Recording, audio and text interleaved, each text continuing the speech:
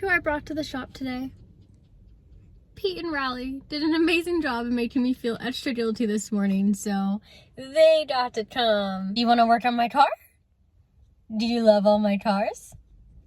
Do you love neon colors? I have the Dodge with me today. I cannot wait to finally solve such a big problem that I've had with my Corvette, and really with all Corvettes, and that is the lug pattern. It is 5x120, 5x120.65 to be exact, and I have no wheels for the car. Before my first track day, I managed to find some old BMW wheels and threw that on there, but technically that's 5x120, and it's not good to drift with 5x120 because the car is actually 5x120.65, therefore putting a little bit of stress on the studs, which over time can cause them to break, cause damage. Not a good situation that you would want, especially in a very intense scenario like drifting. Originally, my plan was to just get extra hubs, have those hubs drilled for 5x114 by a shop, but coordinating all that has been taking way longer than I thought it would. But guess what? Recently, Part Shop Max just came out with conversion spacers for the Corvette. This is a huge problem that people have. Right when Part Shop Max posted that on their Instagram, I ordered them within 30 minutes of that post being up. So now I'll be able to use all the 5x114 wheels that I already have until I get wheels specifically for the Corvette. I have the spacers. I'm going to be putting them on the car today and trying to fit wheels from my 350Z. Now, Corvettes also require a pretty high offset, which I don't have any super high offset 5x114 wheels laying around. So we're gonna see what I can do with my current wheels. I don't mind if there's some poke in the rear. Spoiler alert, I do have a wide body coming in, but it's probably not gonna be here for 3 to 4 weeks, depending on if it gets stuck in customs and all that jazz. So if I gotta have a little poke stance for a little while, I'm fine with that. I am excited to throw on my neon wheels on the Corvette. Puppies, do you want to unbox some spacers? Are you ready?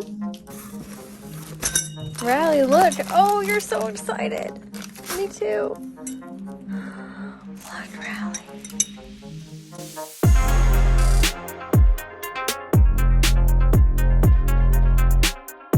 In one box, we have 2 spacers, got some hardware, and they even have the anti-seize. Wow, that's awesome. Now, I was actually freaking out at first because I thought they sent me the wrong ones. I ordered the 15mm spacers, but on the box, it said 30. And there is an option on the website for 30, and there's an option for 15. But I think the box was just mislabeled, and these are the actual 15mm spacers. I decided to go with 15mm just because I currently do not have the wide body on my car, and already I'm gonna have a lot of poke just with adding these on with the wheels that I have available to me at the moment.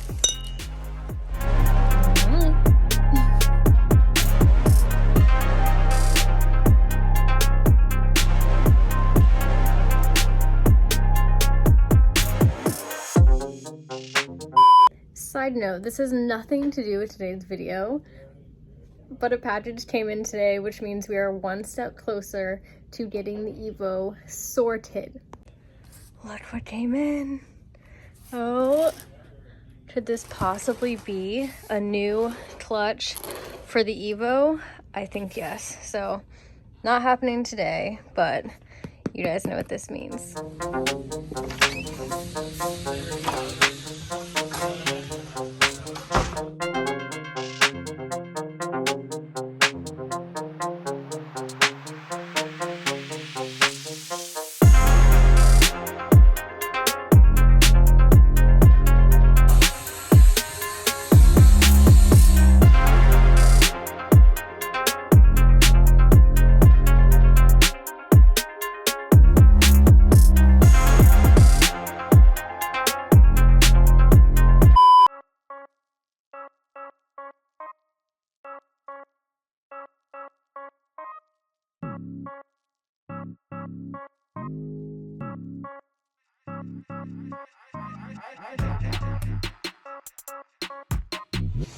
You know, sometimes you feel like you're just going crazy.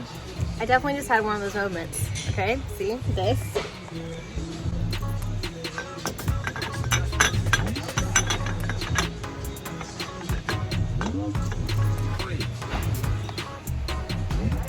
These don't fit. I thought it was just me. I had someone else try and put them on. These do not fit, and I should have known when they went on themselves that they were not conversion.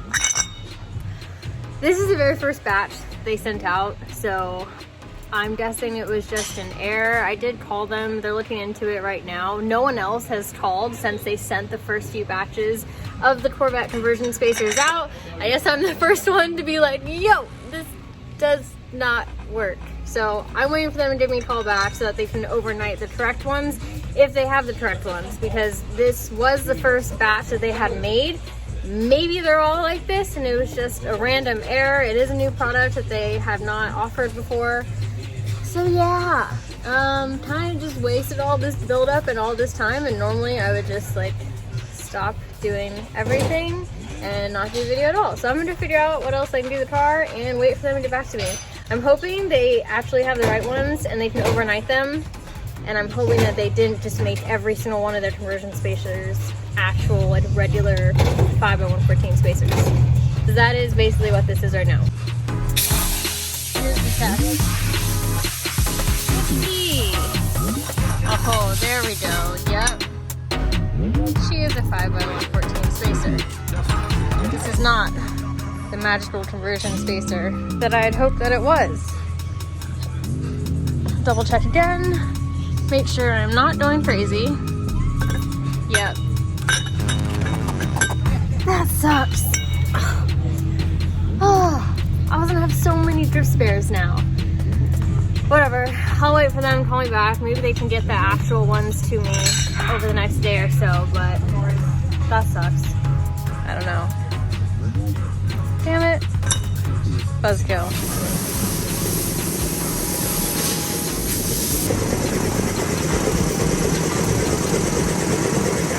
Well, this video just took an exciting turn. What will she do next? You know what? I'm just gonna go ahead and jump in and make this a video about all the problems with Corvettes that people don't tell you about. The 5x120 thing is really, really annoying, especially for car people. You probably already have your wheel collection or something that you run on your other car, especially if you're building a drift car.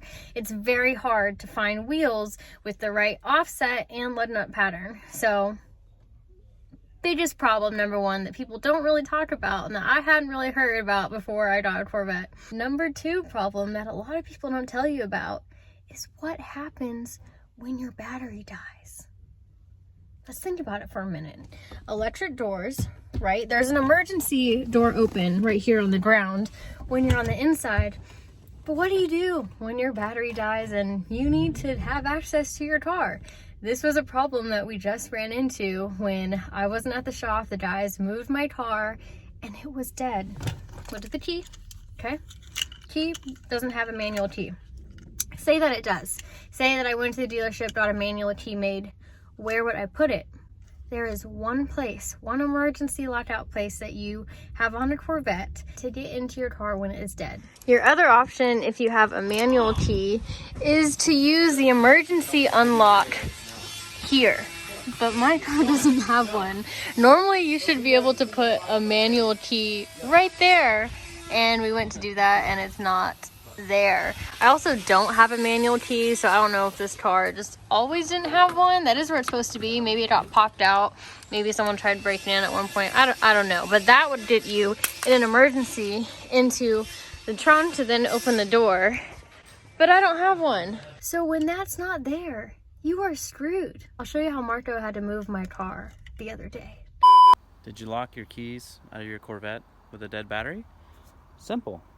All you gotta do, take your wheel off, find a jump box, somehow get a jack under it, wire some stuff up to the starter and then to the ground, and then, just pop it on in. And a lot of AAA places cannot break into Corvettes for whatever reason. I guess it's really hard. So you are basically screwed, and you end up having to do what Marco did to my car a couple days ago to get it moving because my battery was dead. To prevent this from happening again, basically we're just going to try and make an extension off here so we can get a trickle charger to it to get enough power to, in an emergency situation, use the key to at least open the doors and then pop the hood properly if we needed to jump it. I guess what a lot of people do is relocate the battery to the rear and then have like a drop-off extension underneath the car to then hook up like a jumper to it to get power to the car in an emergency.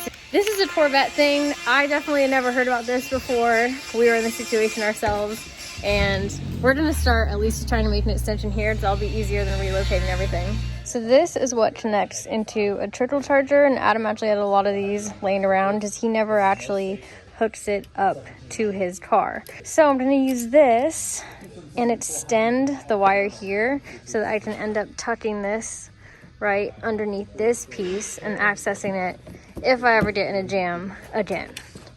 To be extra safe, I'm gonna put an inline fuse in, and Adam's making me be fancy with shrink wrap. So we're gonna do it right and hopefully never be locked out of the car again. I was kind of worried about water getting into this and messing it up, but at least this has its own cap, and I'm gonna route it so that it's underneath here for extra water protection.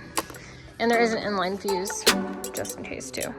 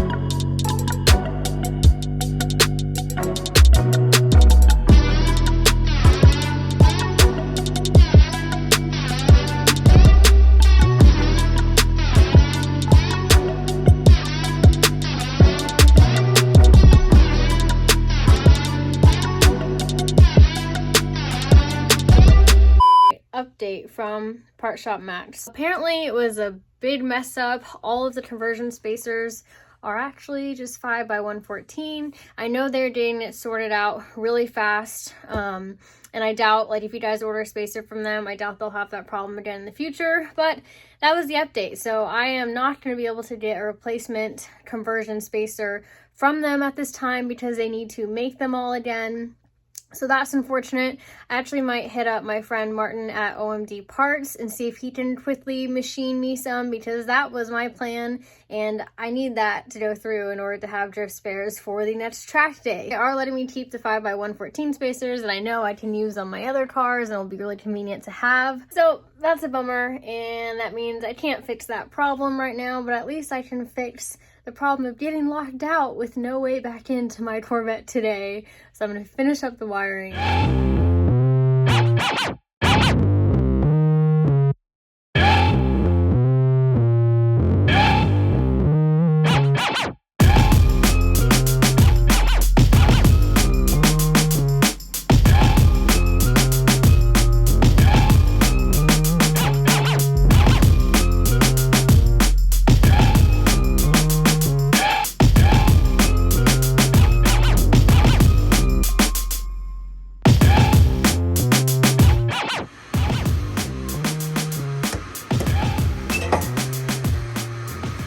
Boom, and we're done. I ended up putting it under this trim as well, just undoing one screw and putting it under there for extra protection from the rain, because that was honestly what I was most worried about here. See, you can pull it out, access it just like that. And I'm only doing this to show you. Its final placement will be underneath here. So let me just tuck that guy and tuck him in there, and then put this down, clip it in, and voila. Awesome. Now, just in case of emergencies, I won't be completely locked out of my car. Also, if you saw my keys, I don't even have a manual key. So even if I did have the emergency lock that you're supposed to be able to use a manual key for underneath or above the license plate, I would have still had to go to the dealer, have them look up my VIN, make me a key to then get into the trunk. So if for whatever reason your emergency lockout is missing or you don't have a key, I suggest doing something like this. And now it's easy to throw in a trickle charger. It's really easy to access.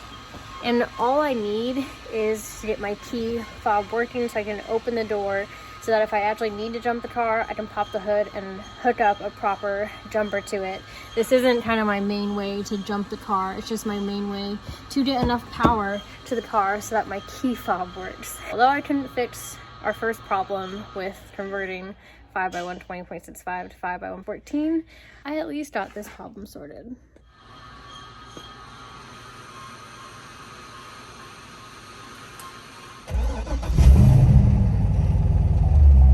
LS power, baby.